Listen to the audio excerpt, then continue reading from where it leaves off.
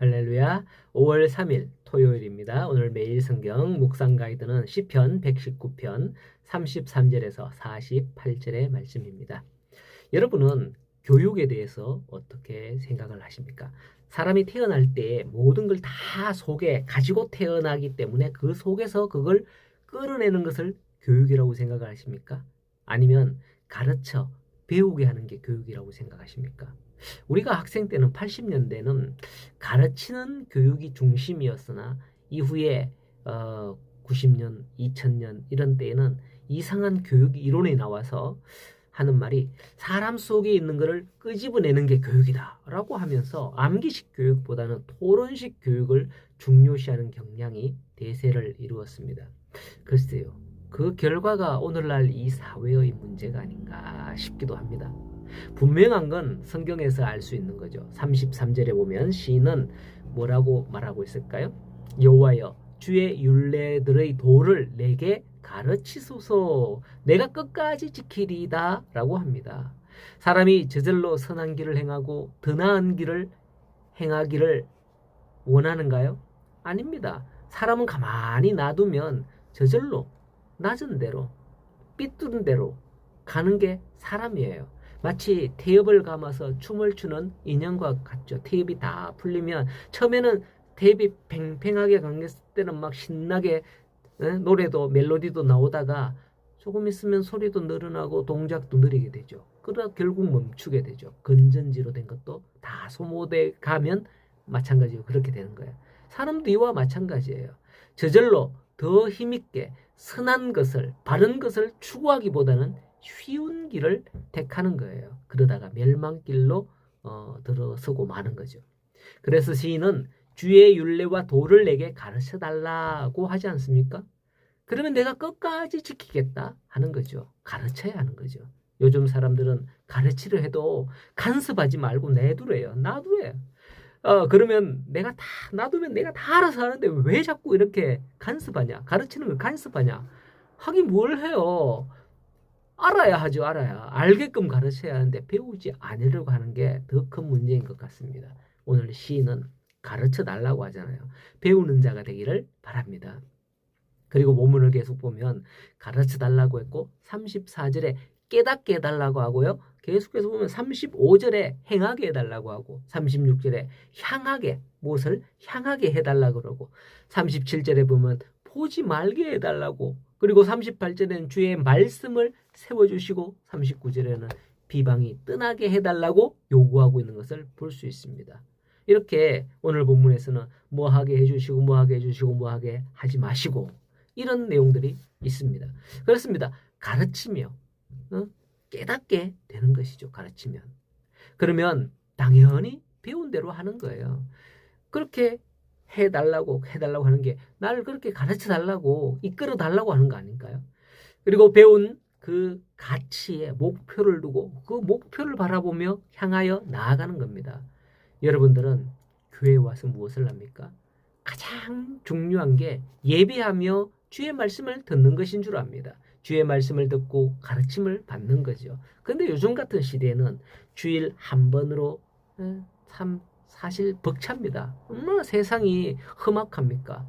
왜냐하면 사람들이 누구와 얼마나 함께 있느냐에 따라서 사람들이 변한다 하거든요. 여러분들 결혼하신 분들도 많을 텐데요. 처음에는 남남이었던 자가요. 결혼 초기에 서로 안 맞는 게 너무 많아요. 남남이었던지라서. 그래서 그것 때문에 종종 충돌할 때가 있죠. 그런데 그렇게 살다 보면 둘이 비슷해집니다. 끼리끼리 만난다. 이런 말을 하죠. 남남이었던 자가 처음에는 같을 리가 없거든요. 그런데 부부는 자꾸 이렇게 살을 맞대고 살다 보면 닮는 거예요. 서로 맞대어 살면 성격뿐만 아니라 모습까지도 닮는 것 같더라고요. 부부를 가만히 보면 와, 저 부부 진짜 닮았다 이렇게 느낄 때가 많거든요.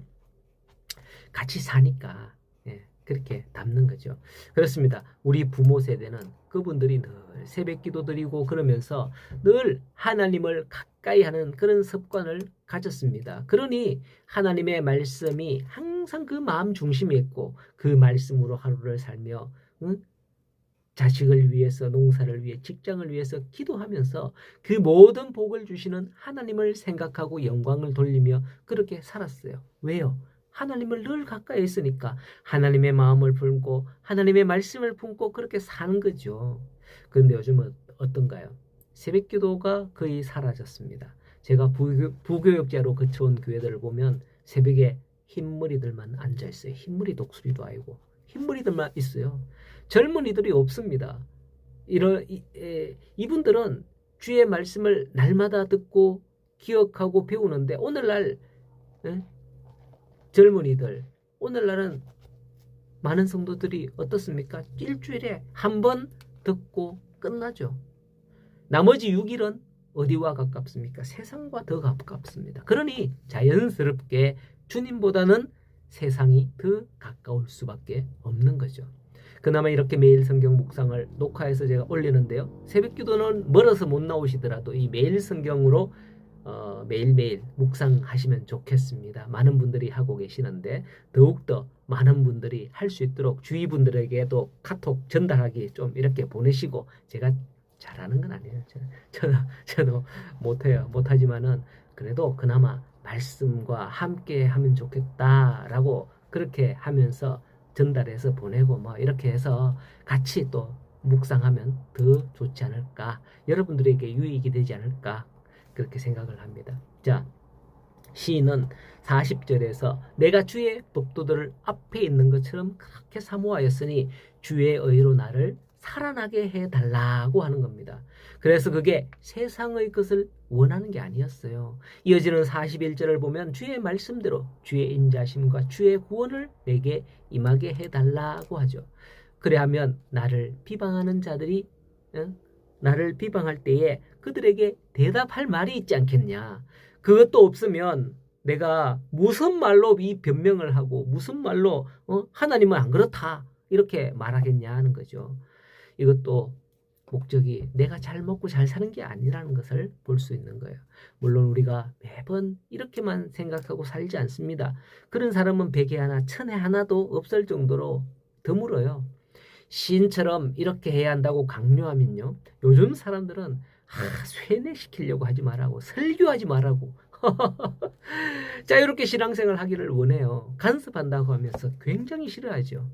예를 들자면 내가 뭐 일이 있으면 교회 못 나갈 수 있는 거지 왜 결석했다고 전화하고 신방 오냐고 난리를 치는 요즘 젊은 성도들이 얼마나 많은지 몰라요. 그걸 제가 다 경험을 해봤잖아요. 제가 부교육자 때 참 교구를 이렇게 나누어서 담임 목사님이 맡깁니다. 1교구, 2교구, 3교구 했고 뭐 전임 부목사들을 이렇게 맡기는데요. 담임 목사님은 이 결석자 신방을 해서 신방 보고서를 써서 올리라고 하죠. 그래서 뭐 어쩌겠어요. 보고서 쓰려고 그러면 거짓말로 쓸 수 없으니까 전화를 하거나 신방을 찾아갑니다. 지난 주일에 왜 안 오셨어요? 안 보이던데요. 전화하거나 찾아가면 굉장히 싫어하는 성도들이 많이 있어요. 특히 젊은 층. 내가 알아서 신앙생활을 하면 되지 왜 간섭하냐 뭐 이런 식이죠. 좀 괜히 또 열이 오르네. 자, 그러나 시인을 보십시오. 43절에 진리의 말씀이 내 입에서 조금도 떠나지 말게 하소서라고 합니다.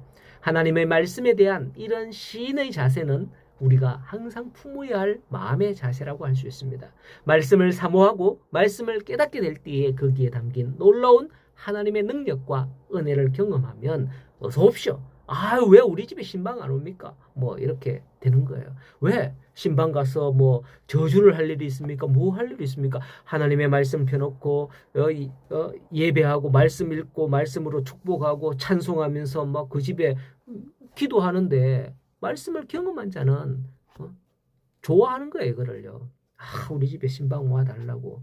개업할 때도 막 우리 개업 예배 드려야 된다고 막 하고, 이사할 때도 이사 예배 드려야 된다고 하고, 뭐 어떤 정도는 이사를 신방을 했는데 없어요. 이 집에. 이상하다.